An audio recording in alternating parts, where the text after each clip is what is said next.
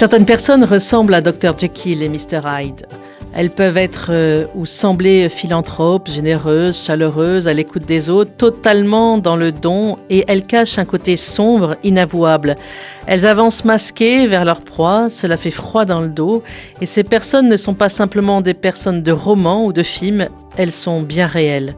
Gérard Ribe, vous êtes psychiatre, sexologue et spécialiste de la pédophilie ou peut-être de la pédocriminalité, comment faut-il dire ? La pédophilie, c'est un fantasme. Donc, beaucoup de pédophiles ne seront jamais des pédocriminels. Ils ont une fantasmatique autour d'actes sexuels ou de proximité vis-à-vis d'enfants ou d'adolescents, mais ne passeront jamais à l'acte. Et donc, les pédocriminels, ce sont ceux qui passent à l'acte et qui vont, à ce moment-là, agresser l'autre, et dans leur corps et dans leur esprit, parce qu'il y a toujours cette dimension aussi de l'esprit. Alors comment expliquer que ce soit si difficile, on l'a vu dernièrement avec toutes ces affaires, à mettre au grand jour un pédocriminel ? Je pense que c'est de moins en moins difficile. Et c'est ça qui est intéressant. C'est que les évolutions de la société, et j'en suis ravi, ont mis en exergue que ça existait, que c'était quelque chose qui avait des conséquences absolument terrifiantes sur les victimes. Et c'est grâce, et je le dis parce que je le pense, à la Parole libérée en particulier, qui a fait un très beau travail par rapport à ça, qui a permis à des gens qui avaient vécu un certain nombre de choses de se dire « Ah oui, je suis pas tout seul ». Parce que comme on l'a évoqué, un des éléments du pervers, c'est d'isoler les enfants en particulier ou même leurs victimes en disant « on garde ça secret, etc. » Eh ben non, je suis pas seul. Donc à ce moment-là, la parole peut se diffuser et enfin les victimes peuvent être entendues dans leur souffrance. Et ce qui est impressionnant, c'est de voir même comment le fait d'avoir entendu d'autres a fait des échos chez un certain nombre de personnes qui se sont retrouvées 20 ans avant, 30 ans avant. Ça m'a beaucoup impressionné. Alors pourquoi ce laps de temps ? Eh bien parce que la mémoire protège. C'est peut-être bizarre de dire les choses comme ça, mais quand il se passe un événement absolument impensable, et il faut penser que quand il y a un acte de pédocriminalité, l'enfant n'est pas équipé psychiquement pour comprendre ce qui est en train de se passer. Lui, il est dans un câlin vis-à-vis d'un adulte, il n'est pas dans quelque chose où la dimension de la sexualité est présente. Et d'ailleurs, c'est un des arguments terrifiants des pédocriminels, en disant « mais il était consentant puisqu'il n'a pas dit non ». L'enfant était consentant à quelque chose qui était un câlin, mais il n'était pas consentant à un acte sexuel. Ça, c'est jamais le cas. C'est jamais le cas. Mais les pervers savent très bien ramener à leur univers à eux et sans tenir compte de l'univers de l'enfant. Donc, comme l'enfant, c'est quelque chose qui est impensable, comme c'est quelque chose, même plus tard chez les adolescents, qui peut être d'une violence psychique extrême, c'est complètement mis de côté. Le cerveau se déconnecte, le cerveau a cette capacité à se déconnecter, et il y a une trace, mais il n'y a pas la mémoire. Mais par contre, la trace est active. Et on retrouve souvent des gens qui vont avoir un certain nombre de comportements, d'actes, on va dire, après, dans une relecture, en disant « mais voyez, c'est bien qu'il n'est pas normal parce que il a plein de partenaires, ou elle a plein de partenaires, il a des comportements sexuels un peu particuliers, parce qu'il y a la trace de cet acte qui est présente, et ils sont manipulés par la trace de cet acte qui n'a pas fait mémoire. Et il va se passer un moment, par rapport à un événement qui peut être complètement surprenant, anodin, qui va faire que d'un seul coup, la mémoire va redevenir intacte.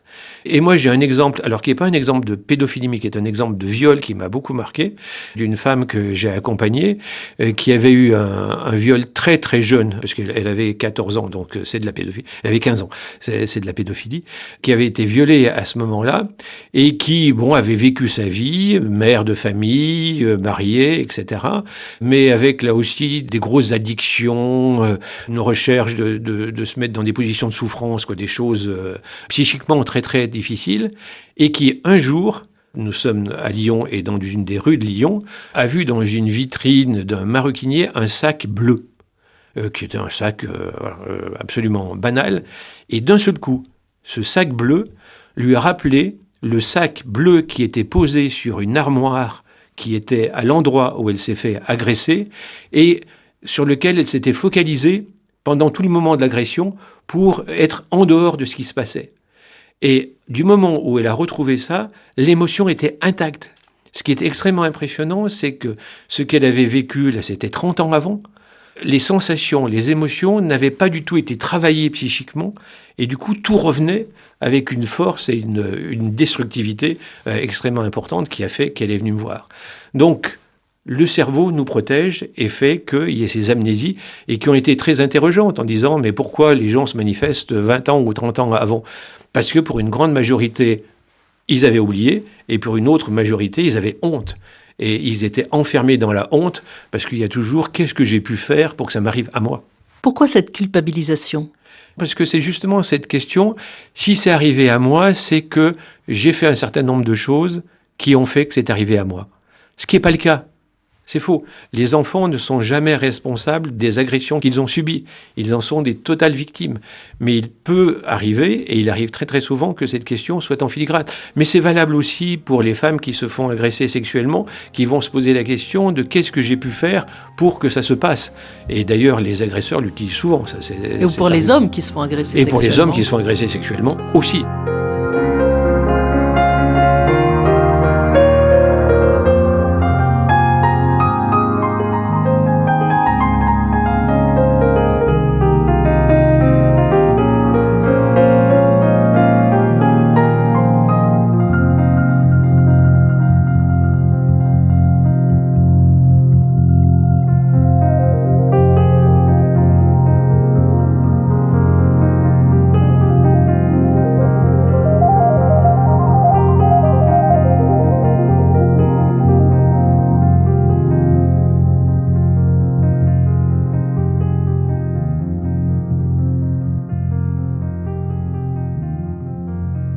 Est-ce qu'il faut pousser l'enfant à aller témoigner ? Parce que aller devant la police, c'est un double choc, encore un double traumatisme. Oui, il faut pousser l'enfant à aller témoigner. Oui. Même psychiquement, ça va ? Même si c'est un moment qui va être difficile, je sais que sur Lyon, je sais comment ils travaillent, et ils travaillent très très très bien. Ils accompagnent les enfants d'une très belle manière, et même si c'est difficile pour l'enfant, il ne faut pas laisser traîner les choses. Il faut les faire le plus rapidement possible, parce que se dire qu'on va le traumatiser parce qu'on va l'emmener voir la police, c'est le traumatiser encore plus si on ne l'a pas emmené vers la police. Donc oui, il faut le faire. C'est certain. Et puis, il ne faut pas jouer la patate chaude en disant « Ah oui, mais c'est pas moi qui dois le faire, c'est un tel, c'est... » Non, on est témoin, on a entendu un certain nombre de choses, on fait ce qu'il faut pour protéger l'enfant. Alors, faut-il toujours être vigilant dans des structures qui accueillent les enfants ? Il y a l'église, malheureusement, aussi, mais il y a les structures de sport, il y a l'école, il y a plein d'autres structures qui accueillent les enfants. Est-ce qu'il faut toujours être vigilant ? Il faut que les règles soient respectées. Il faut qu'il y ait un certain nombre de règles qui soient édictées, qui soient des règles claires, partagées, et que du moment où il se passe des choses qui remettent en cause les règles et qui se font en dehors des règles, à ce moment-là, il faut interroger déjà la personne. Il ne faut pas être non plus dans une suspicion et une paranoïa permanente, mais c'est quand même la question des règles, du rappel des règles, de comment on partage les règles, de comment les règles sont expliquées aussi bien aux adultes qu'aux enfants, qui va donner cette zone de sécurité. Je voudrais juste revenir une fois sur la question du silence aussi de l'entourage. On a bien vu pour le père Prénat, personne autour n'a rien dit alors qu'il y avait des personnes qui avaient vu certaines choses qui n'allaient pas. Comment faire ? Là, c'est difficile de remonter le temps. Je peux dire actuellement que du moment où on voit quelque chose, il faut interroger déjà la personne. La personne elle-même. La personne elle-même, en disant « Qu'est-ce que tu es en train de faire là ?»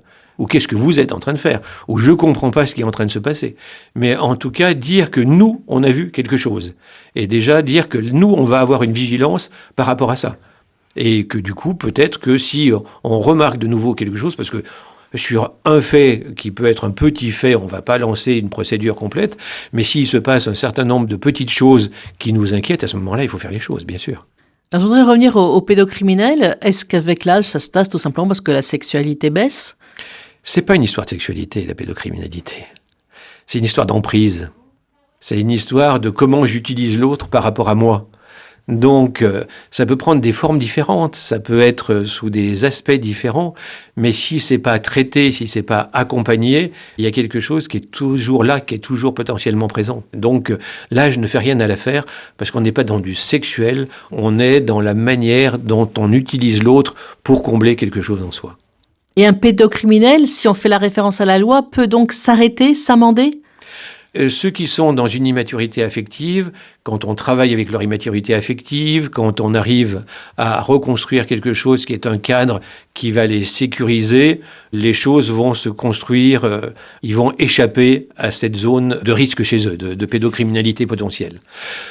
Pour les autres, les pervers, je suis beaucoup plus sceptique. Moi, j'ai eu un certain nombre de personnes à accompagner parce qu'ils avaient des injonctions de soins. Je reste très, très sceptique sur le fait de leur capacité à évoluer, sauf s'il y a vraiment un encadrement qui est extrêmement précis, géré tout au long de leur existence. Et où est-ce que vous situez Prénat ? Prénat, je le mets dans la catégorie des pervers. Donc, il ne peut pas s'amender. Non. Je dis non et je l'affirme. Il peut ne plus passer à l'acte. C'est deux choses différentes. Voilà. Mais dans la structure de ce qu'il est, je pense qu'il y a quelque chose qui va rester présent. Et pourtant, vous avez bien dit dans une émission précédente que pendant un certain temps, il n'a plus rien fait. Oui, parce que justement, la structure autour de lui ne lui permettait pas de. Et c'est en quoi les cadres sont extrêmement importants, et c'est en quoi, comme vous l'évoquiez à l'instant, les éléments de la loi externe peuvent justement être un contrepoint à cette loi interne qu'ils essayent de créer. Donc il faut être vigilant surtout à ce qu'ils n'échappent pas à la loi générale et qu'ils ne créent pas des choses dans leur coin à eux. Ça, c'est essentiel. Alors comment aider les victimes ? D'abord, c'est croire ce qu'elles disent. C'est déjà l'élément de base, parce qu'il y a eu beaucoup de doutes, beaucoup d'interrogations par rapport à la réalité de la parole. En tout cas, ce qui est important, c'est la réalité du vécu. Quant aux événements, des fois, on reconstruit les choses, mais en tout cas, le vécu est là. Donc, il faut savoir écouter. Et surtout, là aussi, il faut savoir prendre le temps d'écouter. C'est pas un interrogatoire qui va aider les gens, c'est prendre le temps de s'asseoir, qu'elle puisse parler une fois, 2 fois, qu'on y revienne, qu'elle décide d'y revenir ou pas. Mais en tout cas, que les victimes entendent qu'on est disponible. Que non, ça nous ennuie pas, ce qu'elles sont en train de nous raconter. Que ça peut nous bouleverser, qu'on peut avoir des émotions, qu'on peut, même en tant que personne tierce, pleurer, etc. Mais en tout cas, quand il y a quelque chose où la parole est mise dessus, c'est quelque chose où il y a de nouveau de la relation, il y a de la pensée, et c'est là que ça va pouvoir commencer à aider la personne qui a été victime. Alors là, c'est plus peut-être des choses qu'on comprend mieux aujourd'hui et qui est plus compréhensible pour des jeunes, mais pour des personnes âgées qui ont vécu ça dans leur enfance. Vous êtes gériatre, vous aussi, donc vous savez ça. Il y a peut-être non, elles n'ont pas envie de parler. Elles n'ont plus envie de parler de ces choses qui lui ont fait souffrir et c'est tellement loin. Oui, elles n'ont plus envie, mais très souvent, ça se manifeste d'une manière ou d'une autre.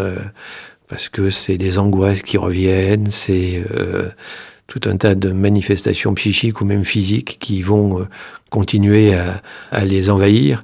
Mais par contre, ce qu'on peut leur dire, c'est « j'ai compris qu'il s'était passé quelque chose, j'ai compris que tu voulais pas en parler, mais en tout cas, j'ai compris. Après, tu fais comme tu veux. » Et surtout les hommes, non, il y a une certaine pudeur. Les hommes, oui, il y a une certaine pudeur et le sentiment de honte est encore beaucoup plus présent chez les hommes que chez les femmes. Moi, tous les hommes âgés que j'ai pu côtoyer, qui avaient été victimes de pédocriminalité, la honte était omniprésente. Et qu'est-ce que vous pouvez leur conseiller à ces hommes ? Le partage est toujours la meilleure des choses. Les hommes ont une difficulté beaucoup plus importante à la parole que les femmes, c'est une réalité, mais pouvoir dire quelques phrases des fois et puis hop, arrêter et passer à autre chose peut être suffisant.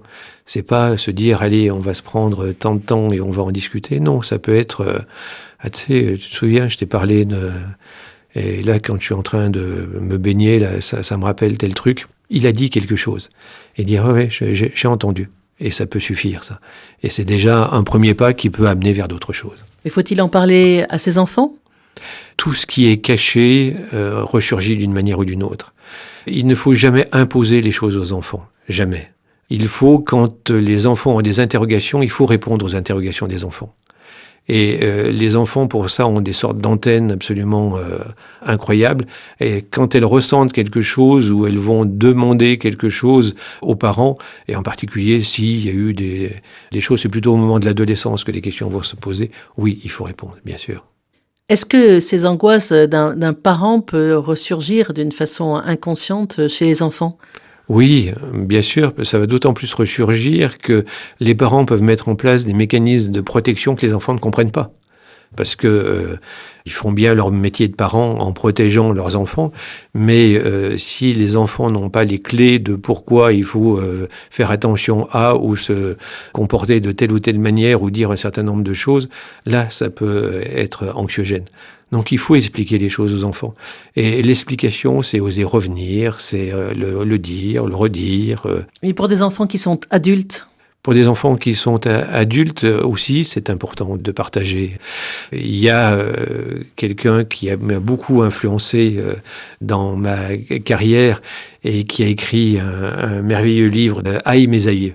Anne Ancelin, et donc elle parle très bien de ce qu'elle appelle les cryptes dans les histoires familiales, de ce qui est des sortes de trous dans l'histoire où on sent qu'il s'est passé quelque chose, mais comme il n'y a pas de paroles qui sont dites là-dessus, ces cryptes restent actives et vont faire qu'il y a des choses qui se transmettent de génération en génération, et en particulier de l'angoisse, de la souffrance, etc. Un grand merci Gérard Ribes pour vos éclaircissements sur ces sujets si délicats.